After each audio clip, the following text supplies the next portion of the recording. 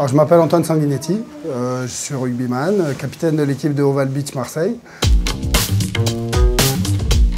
Notre palmarès, il vient de se construire, donc on a gagné les 2 premiers titres de champion d'Europe depuis la création de cette compétition.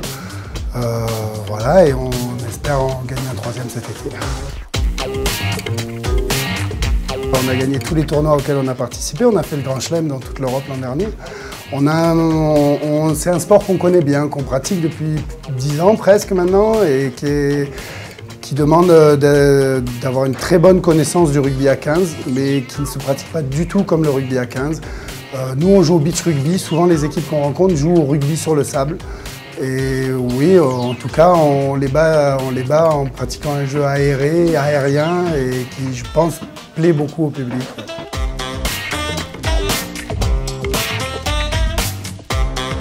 Et moi, je lance un défi, puisqu'on est double champion d'Europe. Il y a une équipe qui est double champion d'Europe dans notre région, qui s'appelle Toulon, laquelle on n'oserait même pas se présenter sur un terrain de dur. Mais moi, je les invite à venir nous défier sur le sable.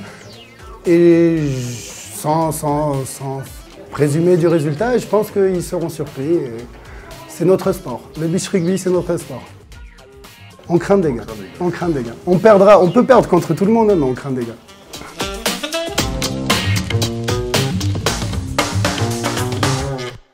Je suis Sylvain Ferrachoglou, j'ai 25 ans et je suis en équipe de France, vice-champion du monde et fut champion du monde et champion de France de pêche à soutenir en bateau.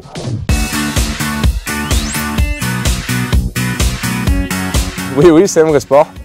Ça demande beaucoup d'investissement, de concentration en pratique et de préparation tout au long de l'année. Et pour arriver au plus haut niveau, beaucoup d'expérience aussi. C'est un vrai sport. Les règles du jeu, c'est de pêcher en fait le maximum de poissons, soit en nombre, soit en poids, dans un temps imparti. En général, le championnat du monde, ça se fait en 3 manches de 5 heures. Marseille est un très bon endroit pour s'entraîner, d'une part parce qu'il y a une faune marine qui est assez exceptionnelle, le milieu qui est très riche, puis bon, la rade est magnifique, donc c'est vrai que c'est assez sympa de vivre ici et de pouvoir pratiquer ma passion ici. 2017,